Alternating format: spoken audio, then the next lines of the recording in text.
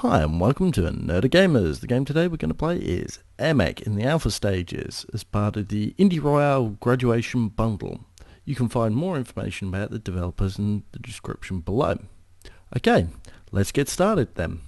Now the first thing to do is just tell you about a little issue I had trying to load up this game. It turned around and when I was first just loading this for this recording, it threw up a message, can't support DirectX 9. In this case my graphics card can, however just trying it again allowed me to get back into the game, but it was just a little issue, just might confuse some people. Okay, what we're going to do is going to play a little quick game. I'm going to play a 1 versus 1 computer. Now you can play online against other players, but I want to just keep it nice and simple and just go through the whole thing. Okay, so as you can see, up at the top we've got different power-ups that we can have. Now, attack, defense, power, and they can level up your effectiveness of creep spawns. What we're going to do though is we're going to increase the effectiveness of the creep spawns, and as you can see I'm now out of power-ups. Now use WASD to move. I can use left shift to swap, left shift to swap again. If I press spacebar, I pick up whatever it is I've got underneath, and then spacebar to drop again. Now, as you can see, when I fly over one of these buildings, that little electrical spark comes out. That's it healing me. Now, as you can see over here, sorry, just a second, going to just turn the volume down ever so slightly. As you can see over here, we've got a neutral area. Nobody owns that. It's all grey. So what we need to do is we need to start manufacturing some pieces. Now I've hit the Q. I'm going to start manufacturing basic soldiers. Come over, press the space bar to grab it, and then I'm going to drop it in front of this building. When I do that, I've got the potential to actually capture that building. However, their defenses are too strong.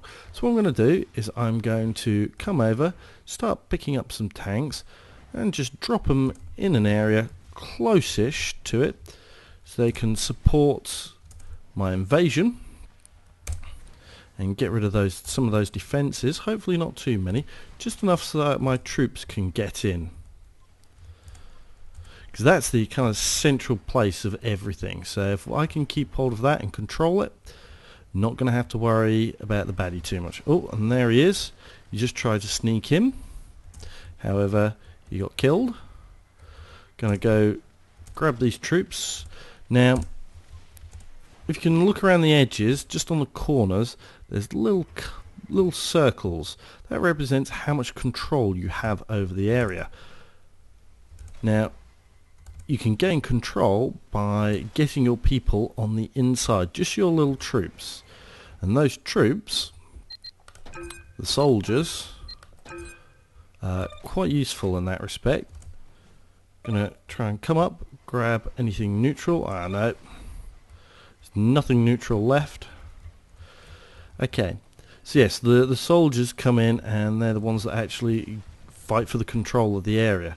Now, if the baddie, you see here, he's managed to land some troops and he's got one in, so that produces a single red, now 2 red markers. So I need to really get some people up to try and support it. So I'll grab this little trooper and set him down. I'll just keep grabbing these troopers and just bring them over here just to make sure that it's all supported. Now just back over here, just which we never actually went through, was the control schema for the game. As you can see, WASD, you've got camera control, pickup. I'm actually using spacebar for this. It's an alternative control for it, not enter. And of course you can self-destruct, capture orders, so you've got special orders you can do for people. So for instance, if I come over here,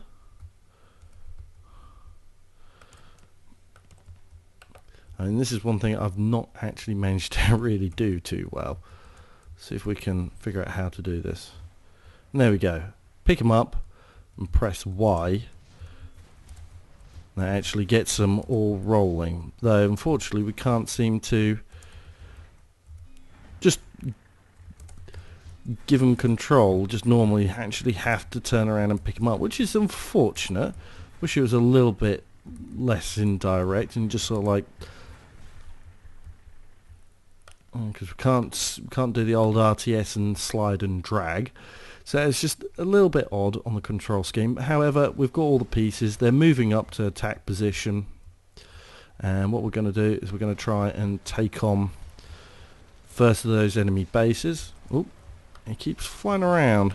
Problem is if he's in the air, can't shoot him as a ground unit, and if he's on the ground, can't shoot him as an air unit. So it's just kind of got to get it right. We're going to go through and we're going to support our little units. He was just using them as a distraction, and just shoot up those tanks. Going a little bit further means it's not as easy for them to hit me, and they're less likely to target me. Now I get a little bit damaged, I fly over here. Now what I haven't done is I haven't been spending some of this ludicrous amounts of money that I've got. So I've got that, so I'm just going to grab these units, fly them up, slowly just try and take over this territory, and as you can see, the last person goes in, pow, it's mine. So now have a look around. What we've got is this unit over here. So again, fly over, build some more soldiers, grab them, I'll just land them nearby. As you can see, my units are just generally ploughing on forward. Really could do with trying to get some more of these units up to attack. So I'm just going to pick them up, tell them to do their attack, and they'll just go forward. Now let's see what else we've managed to do that. We've now got the main assault. So in order to do that, I'm going to land, give a little help. Of course, because I captured this place just nearby, I've got an easy place in order to stage an assault from. And those other units are acting as a very helpful screen, so all those rockets don't come straight at me. Now you see those units just behind, these ones just there, those actually act as repair units, so I want to try and get rid of those. So I'm going to try and shoot them. That means, there we go, trying to get it. Got that one, so it means the units that I am shooting up aren't going to get repaired in the middle of combat. It's actually very hard to destroy, for instance, your main opponent when they're directly over their main base, because the heal rate is incredibly fast, at least from the base. But stupidly he decided to try and come up. I'm going to try and take him out before he can get further. Yep. So he's not really getting anybody in behind. Just get rid of this tank. Now as you see, I've got loads of money. So what I'm going to do is I'm just going to get a load of tanks rolling out. They take a while, but I can then just pick them up, get them in the process of getting ready to attack. As you can see, they're kind of getting there. We've managed to take out quite a lot of the defences now. And most of these are just being taken out with just a handful of shots. We'll just go around and just sweep up the last of it. As you can see, we've now pretty much got his base. And there we go. Victory. And after completing the mission, you get kudos, you get experience, which goes towards improving your character. And as you can see, this game was actually designed primarily for multiplayer, and when you go to the normal play option, you can browse the games that are currently in, you can actually take part and create your own, or we could go and spectate an existing match. So here we go, we've got a fight that's going on. Unfortunately that was a private area, so we couldn't spectate and watch what was going on.